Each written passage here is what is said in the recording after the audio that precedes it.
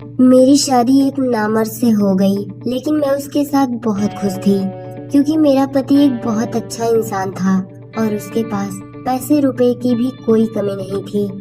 एक दिन मुझे चक्कर आया तो मेरा पति मुझे डॉक्टर के पास लेकर गया। चेकअप के बाद पता चला कि मैं प्रेग्नेंट हूँ। मेरे प्रेगनेंसी की खबर सुनकर मेरे पति ने जो मेरे साथ किया वो सुनकर तो आपके रोंगटे खड़े हो जाएंगे। मेरा पति नामर्द था, लेकिन शादी के 2 महीने बाद ही मैं पेट से हो गई और यही बात मेरी जिंदगी के लिए सबसे बड़ी सजा बन गई। और जब मुझे पता चला कि ये बच्चा किसका है तो मेरे सर पर आसमान गिर पड़ा। कभी कभी सब कुछ इंसान के सोच के परे होता है और मेरे साथ भी कुछ ऐसा ही हुआ। मेरा नाम सुधा है। मेरी उम्र लगभग 35 से 36 साल हो चुकी थी, पर अभी तक मेरी शादी नहीं हुई थी क्योंकि मेरे माँ बाप बचपन में ही गुजर चुके थे और मेरे ऊपर मेरी 2 छोटी बहनों की जिम्मेदारी थी। छोटी मोटी नौकरी करके अपना और अपनी बहनों का पेट पाल रही थी। कुछ दिन बाद मैंने अपनी दोनों बहनों की शादी करवा दी। अपनी दोनों बहनों की शादी के बाद अब मैं अपने घर में अकेले रह गई थी। माँ बाप का साया तो बहुत पहले ही छूट गया था और अब तो मेरी बहनें भी पराई हो चुकी थी। अकेलेपन की वजह से अब मुझे भी किसी के साथ की जरूरत थी। मुझे अपनी जिंदगी में ऐसे साथी की जरूरत महसूस होती जो मेरी तन्हाई को दूर कर मेरी जिंदगी को खुशियों से भर दे, पर मेरे घर में कोई था ही नहीं और मेरी उम्र ज्यादा होने की वजह से मेरे लिए कोई रिश्ते भी नहीं आते। मेरे दिन कुछ यूं ही गुजर रहे थे कि एक दिन मैं बाजार गई थी तो वहाँ पर मेरी बहुत पुरानी सहेली मिल गई। हम दोनों एक दूसरे से बहुत दिन बाद मिले थे। उसकी शादी हो चुकी थी और उसके बच्चे भी हो गए थे। उसने अचानक मेरी शादी के बारे में पूछा तो मैंने उसे सब कुछ बता दिया।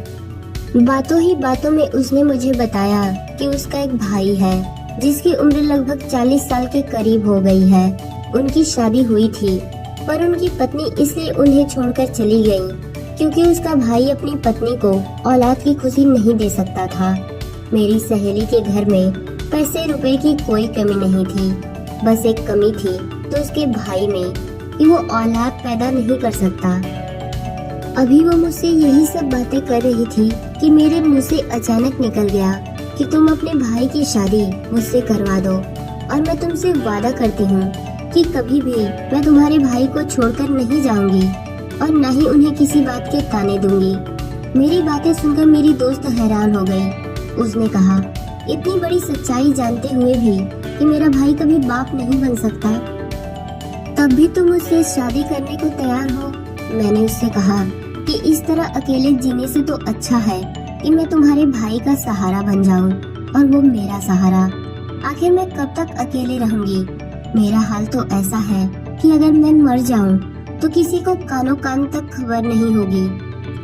मेरी सहेली मेरा ये फैसला सुनकर तो बहुत खुश हुई क्योंकि उसके घर में भी किसी औरत की जरूरत थी। उसकी माँ बहुत पहले ही गुजर चुकी थी और उसका भाई अपने बूढ़े बाप के साथ रहता। उसने कहा, ठीक है, मैं ये बात अपने भाई से पूछकर बताऊंगी। वैसे तुम इस शादी को पक्का ही समझो क्योंकि मेरे भैया को तुम्हारे ही जैसे किसी साथी की जरूरत है। 1 से 2 दिन गुजरने के बाद मेरी सहेली मेरे घर आई और वो बहुत खुश थी। उसने कहा, भैया इस शादी के लिए तैयार है पर उनकी एक शर्त है। मैंने घबराकर पूछा, क्या शर्त है? उसने कहा, बस यही कि उसका भाई ये चाहता है कि दुनिया को उसके नामर्द होने की बात कभी पता ना चले। मैंने कहा, बस इतनी सी बात? तुम और तुम्हारे भाई इस बात के लिए बेफिक्र रहो। मैं भला क्यों दुनिया को बताने जाऊंगी कि मेरा पति नामर्द है। अगले कुछ दिनों में मेरी और सुधीर की शादी बड़े धूमधाम से हुई। लोग तो ये देखकर हैरान थे कि एक अकेली लड़की का कैसे इतना अच्छा रिश्ता मिल गया। मैंने ये बात अपनी बहनों को भी नहीं बताई थी कि मेरा पति नामर्द है। मेरे पति का ये राज मेरे सीने में दफन होकर रह गया था।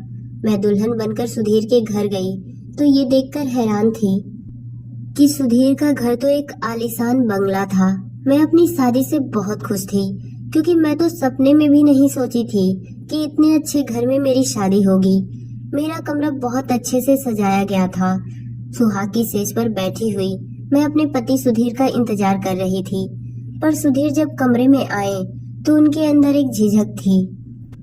शायद वो अपने अंदर की उस कमी को लेकर परेशान थे। मैं एक मैच्योर औरत थी, इसलिए मैंने ही पहल की और उनका हाथ पकड़कर उन्हें यकीन दिलाया कि ये बात कभी भी हमारे कमरे से बाहर नहीं जाएगी और न ही मैं आपको इस बात के लिए कभी कुछ कहूंगी। मेरे इतना कुछ कहने और समझाने के बाद सुधीर का चेहरा खिल उठा। उन्होंने मेरा हाथ चूमते हुए मेरे हाथों में तोहफे के रूप में अंगूठी पहनाई और कहने लगे कि तुम्हें देखकर लगता है कि अब मेरी जिंदगी में मुझे सब कुछ मिल गया। मुझे भी कुछ ऐसा ही लग रहा था कि मैं अपनी जिंदगी में अब बहुत खुश हूँ, मगर मुझे क्या पता था कि आने वाला वक्त मेरे लिए मेरी जिंदगी का आजमाइश साबित होगा। मैं और सुधीर अपनी जिंदगी में बहुत खुश थे। सुधीर ने मुझे इतना प्यार दिया कि मैं उनके साथ बहुत खुश थी। सुधीर ने मुझे अपनी पहली पत्नी के बारे में सब कुछ बताया। उन्होंने बताया कि जब काफी दिनों तक उन्हें बच्चा पैदा नहीं हुआ तो डॉक्टर को दिखाया गया, तो डॉक्टर ने सुधीर में ही बहुत सी कमियां बताई। और जब ये बात सुधीर की पहली पत्नी को पता चली कि वो कभी बाप नहीं बन सकते, तो वो इन्हें छोड़कर चली गई। सुधीर ने बताया कि दूसरी शादी के बारे में उन्होंने इसलिए नहीं सोचा कि दूसरी पत्नी भी अगर मुझे छोड़कर चली जाएगी तो मुझे ये सदमा बर्दाश्त नहीं होगा। लेकिन मैंने सब कुछ जानते हुए इनसे शादी की ख्वाहिश का इजहार किया था, इसलिए इन्होंने मुझसे शादी कर ली। मेरे दिल में भी बच्चे की तमन्ना थी, पर मुझे ये बात बहुत अच्छी तरीके से पता थी कि मेरा पति मुझे औलाद नहीं दे सकता, इसलिए मैंने औलाद की ख्वाहिश को अंदर ही मार दिया था और सुधीर को यकीन दिलाया कि मैं आपसे कभी बच्चे की ख्वाहिश नहीं रखूंगी। हर गुजरते दिन के साथ मैं सुधीर के घर में अपनी जगह बनाती जा रही थी। मैं सुधीर और उनके पिता की खूब सेवा करती। शाम के वक्त हम सब एक साथ बैठकर चाय पीते। सुधीर को ऑफिस से आने में लेट हो जाता, इसलिए मुझे बोरियत महसूस होती, तो मैं अपने ससुर जी से बातें करती। उनका भी दिल बहल जाता और मेरा भी वक्त गुजर जाता। मेरी शादी को 2 से 3 महीने गुजर चुके थे, पर कुछ दिनों से मुझे महसूस हो रहा था कि मेरी तबीयत कुछ ठीक नहीं। एक दिन हम सब खाने की टेबल पर बैठे हुए थे, तभी अचानक मुझे चक्कर सा आया और मैं गिरते गिरते बची। मेरी हालत देखकर सुधीर ने मुझसे कहा, लगता है कि तुम बहुत कमजोर हो गई हो, अपने खाने पीने का तो ख्याल रखती नहीं हो। ठीक है, खाना खाने के बाद हम तुम्हें डॉक्टर के पास लेकर चलेंगे, ताकि तुम्हें डॉक्टर कुछ ताकत की दवाइयाँ दे दे कि तुम खाना अच्छी तरीके से खाने लगो और तुम्हारे अंदर की कमजोरी भी दूर हो जाए। मैं डॉक्टर के पास नहीं जाना चाहती थी, पर सुधीर ने मेरी एक न सुनी। ऑफिस जाने की बजाय वो मुझे डॉक्टर के पास लेकर गए। डॉक्टर ने मेरा चेकअप किया और चेकअप करने के बाद डॉक्टर ने जो बात बताई उसे सुनकर तो हम दोनों पति पत्नी सन्न रह गए। डॉक्टर ने बड़ी खुश होकर ये खबर सुनाई थी, पर ये खबर सुनते ही हम दोनों के चेहरे की हवाइयाँ उड़ गई। मैं और सुधीर बहुत ही अजीब नजरों से एक दूसरे को देखने लगे, क्योंकि मुझे और सुधीर को ये बात बहुत अच्छी तरीके से पता थी कि सुधीर कभी बाप नहीं बन सकते, तो फिर ये बच्चा किसका? आखिर मैं प्रेग्नेंट कैसे हुई? डॉक्टर के हाथ से सुधीर ने रिपोर्ट ली और बिना कुछ कहे बाजू से मुझे पकड़कर गाड़ी तक ले आए और इतनी तेज रफ्तार में गाड़ी चलाए कि मेरी चीख निकल गई। मुझे भी कुछ समझ में नहीं आ रहा था कि आखिर हो क्या रहा है। हम दोनों घर पहुंचे तो मेरे ससुर जी हमारे इंतजार में बाहर बैठे हुए थे। हम दोनों को घर आता हुआ देख फिक्रमंदी से पूछने लगे, अब बहू की तबीयत कैसी है? डॉक्टर ने क्या कहा? सुधीर के गुस्से का पारा हाई था। उन्होंने गुस्से में कहा कि आपकी बहू प्रेग्नेंट है, जबकि ये बात मैं बहुत अच्छी तरीके से जानता हूँ कि ये बच्चा मेरा नहीं है। सुधीर की बातें सुनते ही मेरे ससुर जी हैरानगी से कहने लगे, तुम ये कैसी बातें कर रहे हो? मैं हाल में पड़े सोफे पर ही ढह गई, क्योंकि मुझ में इससे ज्यादा बर्दाश्त करने की हिम्मत नहीं थी। मैं बेकसूर थी, लेकिन मेरा पति चीख चीख कर मुझे बेइज्जत कर रहा था। सुधीर की बात सुनकर मेरे ससुर जी गुस्से में कहने लगे, थोड़ा सोच समझकर बात किया करो और इस तरह अपनी पत्नी पर इल्जाम लगाने से पहले कुछ तो शर्म करो। अपने ससुर की बातें सुनकर मुझे थोड़ी हिम्मत मिली और मैंने रोते हुए सुधीर से कहा कि मैं नहीं जानती कि ये बच्चा मेरे पेट में कैसे आया, लेकिन मैं इतना जरूर जानती हूँ कि आपके सिवा मेरी जिंदगी में कोई नहीं है। सुधीर ने गुस्से में कहा, तुम तो चुप ही रहो। आज मुझे समझ में आया कि आखिर तुम्हारी शादी क्यों नहीं हो रही थी, और तुमने मुझसे शादी इसलिए की क्योंकि तुम्हें अच्छी तरीके से पता था कि मैं कभी बाप नहीं बन सकता था, इसलिए मैं तुम्हारे हर जुर्म को बर्दाश्त करता। लेकिन तुम गलत थी, क्योंकि मैं इतना बेवकूफ नहीं हूँ कि किसी और के बच्चे को अपना नाम दो। इसलिए बेहतर यही होगा कि तुम अभी और इसी वक्त अपना सामान उठाओ और यहाँ से चली जाओ। मेरे ससुर जी ने सुधीर को समझाने की बहुत कोशिश की, पर सुधीर गुस्से में पागल हो चुके थे। वो कुछ भी जानने और समझने को तैयार नहीं थे। सुधीर ने गुस्से में मेरा हाथ पकड़ा और आधी रात को मुझे बाहर निकाल दिए। मैं रोते बिलखते अपने घर वापस आ गई। मेरा और सुधीर का रिश्ता जहाँ से शुरू हुआ था, शायद वहीं पर खत्म होने वाला था। ये सब सोचते सोचते मेरी तबीयत बिगड़ रही थी, पर मुझे अभी भी सुधीर की परवाह थी, क्योंकि मैं उनसे बहुत प्यार करती थी। मैं सारी रात रोते ही रह गई और रोते रोते न जाने कब मेरी आंख लग गई, मुझे पता नहीं चला। मेरी आंख उस वक्त खुली जब दरवाजे पर दस्तक हुई।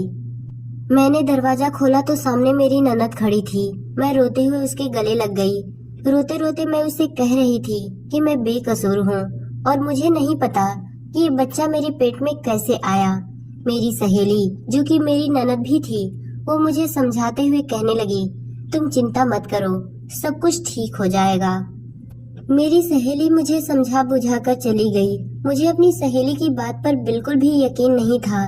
आखिर ये सब वो कैसे ठीक कर सकती थी।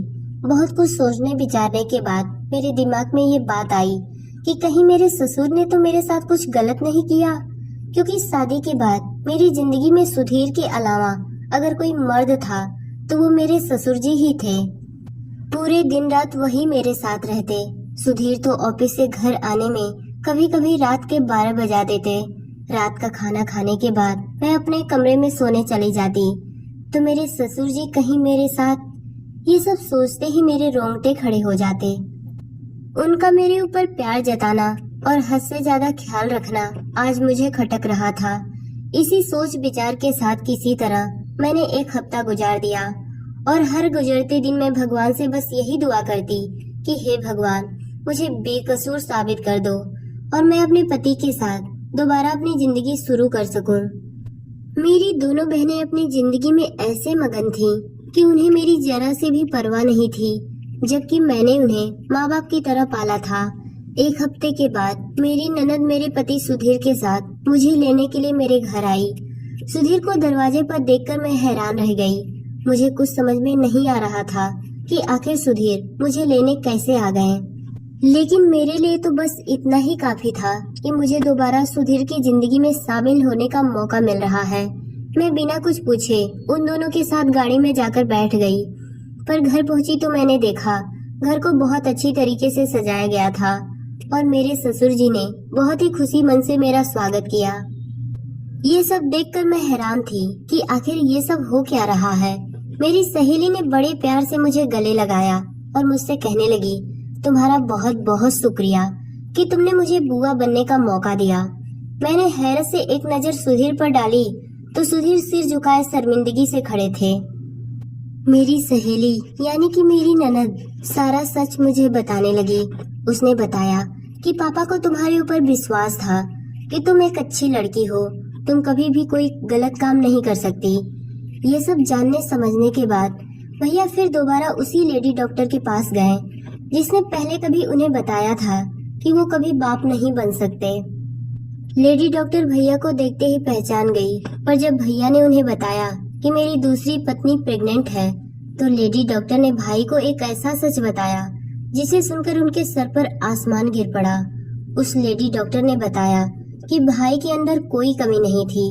उनकी पहली पत्नी ही भाई के साथ रहना नहीं चाहती थी, इसलिए वो ऐसी दवाइयाँ इस्तेमाल करती कि वो कभी प्रेग्नेंट ना हो और भाई पर नामर्द होने का झूठा इल्जाम लगाकर इनसे छुटकारा पाना चाहती थी। इसीलिए वो पैसे के दम पर डॉक्टर से भाई की झूठी रिपोर्ट बनवाई कि भाई को लगे कि वो कभी बाप नहीं बन सकते। ये सब होने के बाद वो दिन रात भाई को नामर्द होने का ताना देती। इसलिए तंग आकर भाई ने खुद ही उस औरत को तलाक दे दी थी। मेरी सहेली ने ये सब मुझे बताकर फिर से सुधीर की जिंदगी में मुझे आने का मौका दे दिया था। नहीं तो मैं इसी सोच के साथ घुटकर जी रही थी कि आखिर ये बच्चा किसका है। मैं तो अपने ससुर पर ही शक करने लगी थी।